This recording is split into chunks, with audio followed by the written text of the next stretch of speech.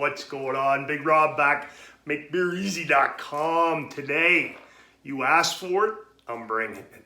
Even put on my brewing shirt for you. We're going old school. Put out a poll in the community, asking what you guys wanted to see, and surprisingly I got a lot, wasn't the majority, but a lot of the good old can of goo, the old malt extract, the old hopped up son of a gun. So that's what we're gonna do, guys. If first time watching any of these videos, we're gonna brew ourselves up a malt extract beer. I went out and I wanted to get a Cooper's, because good old Cooper's is where I started. But local brew shop didn't have any, so they had Muntons, and it was pretty cool. It is a Taproom Series limited edition beer, and all you hopheads are gonna love it because it's a tropical IPA, grapefruit and mango flavors. Makes 31 pints of the mango flavored tropical lazy days, baby. Oh yeah. So right on. Let me tell you, I can read the back a bit here if you want. Hear a little bit of details about it.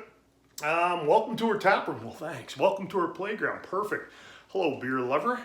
Well, hello. Our taproom series is a unique collection of our master brewers' creations. We only ever brew a single batch. Well, that kind of sucks. What if I like this? But anyway, that's interesting. Tropical name, tropical nature. Blah, blah, blah. Being a versatile style IPA has been pulled left and right over the years, but this one's a perfect mix of bitterness, fruitiness, and hoppiness. You hop people love this stuff. I love the hoppy beers from time to time, but I'm more of a pale ale, mild bitter, you know, brown ale, that type of stuff. Anyway, grapefruit mango flavors combined with a perfect tropical storm, rounded off by 30 grams of Centennial hops, which is just over an ounce. I did the old research into that for you. Anyway, so what's cool? This thing comes with Centennial hops to dry hop with. That's pretty cool. Back when I was brewing the old can of goo malt extract kits, that didn't happen. So that's kind of cool. So here's what we're gonna do. I'm gonna cut in and out. I'm gonna like tell you what I'm gonna do. I'm gonna kind of go do it and then bring the video back. Okay. Can of goo beer. I love them because it's where I got my start. But of course, I'm an all grain guy now. So I'm not just gonna brew this boy like take the can and dump it in and add the water. We're gonna try to make this as good as we possibly can. So take notes on this. This is what you do. First of all, you take the cover off, the plastic cover and cap. Underneath, you're gonna find a sachet of yeast. You know what you do with this thing? Shigao. You don't use that, okay? You wanna make this can of goo beer as good tasting as possible. You get rid of the can. You don't get rid of the can. You need the malt extract. Get rid of the yeast that they put under the lid of the can. Shigao. I'm actually going to use that yeast later for going to make some jail hooch. We're going to use that for that. So it's not going to go to waste. What you do is you go out and get yourself a nice yeast. Bam! We got ourselves some Mangrove Jacks U.S. West Coast M44. Kind of sounds like a M16. Pow. American Style Pale Ale, American Double IPA, American Style Imperial Stout, and more. Top fermenting ale strain suitable for American Style ales. This yeast produced an exceptional clean flavor. Ideal to bring out the hop character in the beer. So we're going to use that. We're going to use the hops they gave us, so we're going to dry hop, okay? But what I did, I went out and got 2 ounces of Citra. Bam! So we are going to dry hop this bad boy. And then also what it tells you in the directions that they want you to use the Muntons light spray malt added in with. So they want you to buy that separate. I didn't even look into it. My understanding, my guess, educated guess is it's a lot like the Cooper's enhancers, brew kit enhancers. So what I did instead is I went out and got some dextrose. So we're going to toss 1 kg of dextrose in there with it, with the malt. We're going to ferment them, we're going to toss them in there, we're going to throw the yeast in there, going to throw the water in, which I'll explain it as I do it. And then we're going to let her ferment for about 3 days. And then I'm going to dry hop it. I think I'm going to do 2 dry hop additions. I'm going to do the Centennial and one of the Citra, maybe half the Centennial. And then, so half an ounce of Centennial and then 1 ounce of Citra. And then 3 days later, we'll dry hop her again. And then canned goo beer. You gotta let that stuff sit. So this thing, I'm gonna let it sit for at least 2 weeks. I'm gonna let the yeast clean itself up. I'm gonna let it just try to become as clean as possible. I'm gonna cold crash it for 2 days, and then we are, I don't know if I'll clear it with gelatin or not when I'm cold crashing. I haven't decided yet. It's kind of a hazy thing, so I don't need it that clear. But I do want to cold crash it, and then I'll probably keg it. This makes 17 liters. So that's what I got right now. So first step, over on my stove, I am boiling. It says to boil 2.5 liters of water. Only makes 17 liters, that's kind of crazy. What's crazy is the price of this thing, with everything combined, was more than me making an all-grain beer. That made me laugh. Anyway, here's what it is. This is just for fun, and I'm hoping that it's gonna turn out pretty good. That's what I'm hoping. That's the hope here. So first, step number one, I'm heating up 2.5 liters to a boil. It says to then dump that into the fermenter, put the can of goo in there, stir it all up. I'm not gonna do that because I don't want to put boiling water in my fermenter, even though this is a Spy Down, it's a badass fermenter. I'm just not gonna dump boiling water in there. Instead, what I'm gonna do is I'm gonna dump this into my pot that I have boiling, stir it all up, and then I'll add some cold water to it because it then says I gotta top up with, top up the fermenter to 17 liters. Well, crap, I don't think this has marked. Anyways, I'm gonna have to figure that out. So I did 2. So I'm gonna add about, I did 2.5 liters. I'm gonna add about, 14.5 liters of cold water, but I'll add a few into there to kind of get it not so hot. And then I'll put it in here, then I'll top her back up. So that's what I got going on. Tips, give you some tips. Sanitize everything. This thing is full of all the equipment that I need right now. I'm sanitizing my spoon, I'm sanitizing the can opener to open the can of goo. I'm sanitizing the scissors to open the yeast packet. I'm sanitizing, what do I got here? I got the airlock. Everything's got to be sanitized. I'm sanitizing my hands. I even recommend giving the old top of the can of goo a little sanitizing. Kill any bacteria because that can really make any beer go to crap real quick. So that's what I got, guys. I don't think I got to tell you anything else. I will be back as soon as, I don't know. I'll be back when I'm back. It'll be real quick for you. We got into a dog fight. Look at this thing. Remember how pretty it looked? Brew day. Doesn't matter if you're can of goo in it or all grain in it. It is going to go wonderful or some bullshit is going to happen. So, can opener decided to stop working, so we got in a little dog fight. I finally got it open. Smells really nice. Smells very tropical-y. Quite nice. I'm going to try not to get any of the tin leftover decor into the beer itself. That would suck. Anyway, so here's 2.5 liters of boiling water. One tip, ooh, that looks good. One tip, I soaked this can for about 5 minutes in my sink full of just real hot tap water, okay? They say to do that. Helps with the consistency. Makes it pour out a lot easier. I got stuff coming down the back end of this. And then the next thing they say to do is to put some boiling water in the can, swish it around, and pour it in there. So I'm gonna give that a go, and we shall return. All right, gang, got the malt extract in here. I put the can, filled the can with some boiling water, got all the leftover malt extract, got it in here.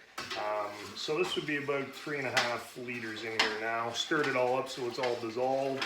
It smells really nice. Like it smells like a New England. So that's what they're looking for. Hopefully it tastes like a New England. We're gonna put the dextrose in there. Got my sanitized spoons, scissors. Give that a little snip. Putting the whole. This is 1 kg. I'm putting in there. So putting the whole shebang in there. I will need those scissors again, so just a sec. I'll be right back. Dropping off camera to sanitize the scissors because I will need them for the yeast. We're just going to dump her in there. So this will add more body apparently. We're also definitely going to increase the alcohol content.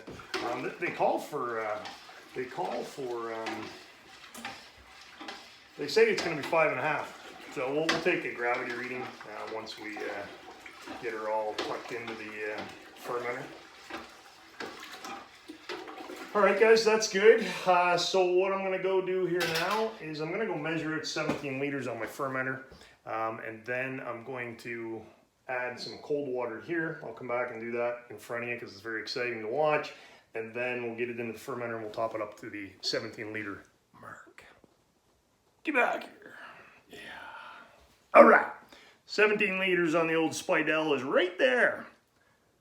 Perfect. So I'm just going to dump a little bit into, well, probably a fair amount, into the pot just to cool it down before I add it to the fermenter. That's probably good. That's probably good. And then what I'll do, we'll give this a stir, get it to cool down a bit.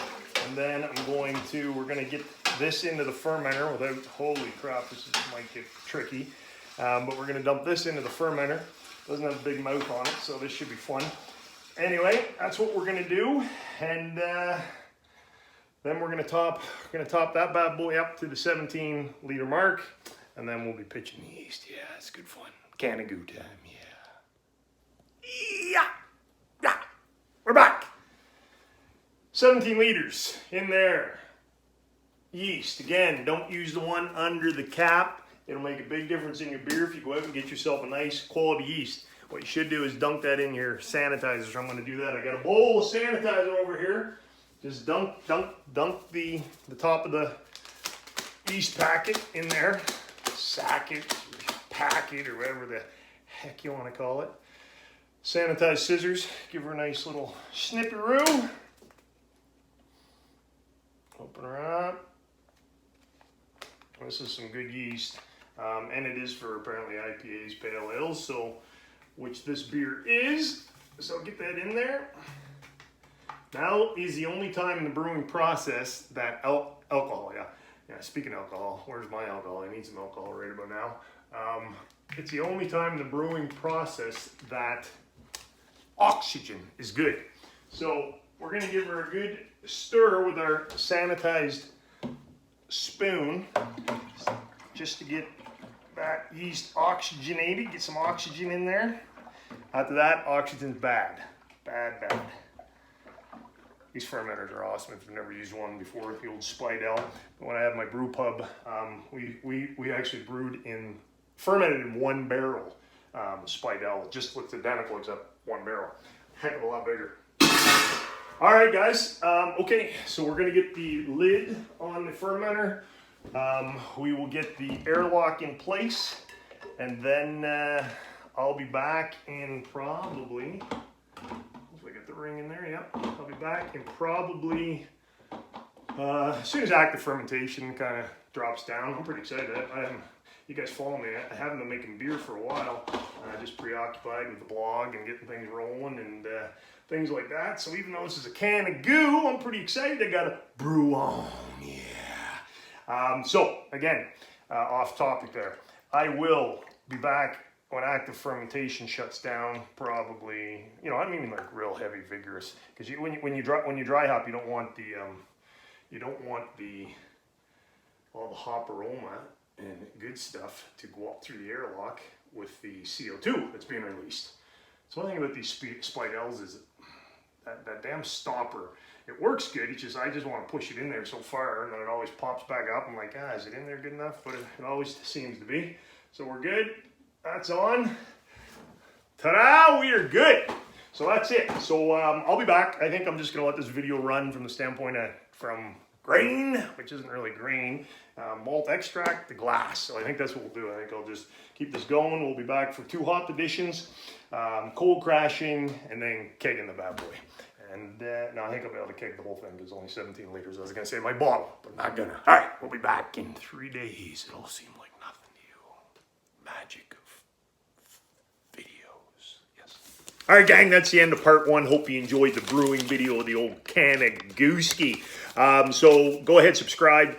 Hit the bell so you get notifications, because I'm going to be bombing out the dry hopping. I do 2 dry hop editions like I talked about, so I've already done that. So I'm going to be doing the video up very quickly on that. Then cold crashing, kegging, and taste test. So there could be 3 to 4 parts to this brew session.